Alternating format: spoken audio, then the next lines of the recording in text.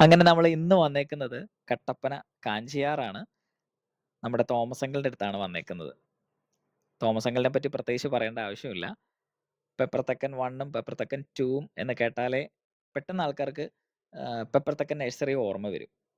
ഇവിടെ നമ്മൾ വന്നതേ ഉള്ളൂ. വന്നപ്പോൾ തന്നെ നമുക്ക് പെപ്പർ തെക്കൻ 2 എന്താണെന്നാണ് ഇപ്പോൾ ഞങ്ങൾക്ക് പരിചയപ്പെടുത്തി തരുന്നത് കേട്ടോ.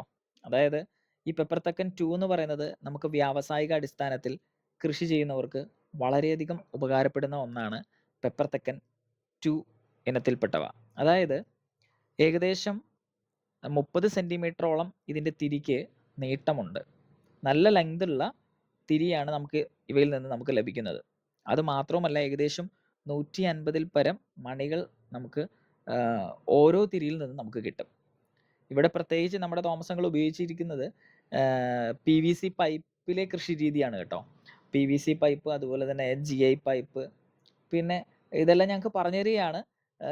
ഇങ്ങനെ ഏക്കർ കണക്കിന് കിടക്കുകയാണ്. പക്ഷേ നമുക്ക് എല്ലാ സ്ഥലത്തും ചെന്നെത്താനായിട്ട് കഴിയില്ല.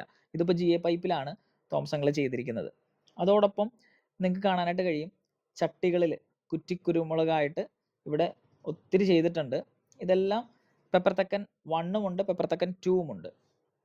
നമുക്ക് ശരിക്കും പെപ്പർ തെക്കൻ 2 ആണ് വ്യാവസായിക അടിസ്ഥാനത്തിൽ നമുക്ക് ചെയ്യുകയാണെന്നുണ്ടെങ്കിൽ അത്യാവശ്യം നല്ല രീതിയിൽ വിജയിക്കാനായിട്ട് കഴിയും.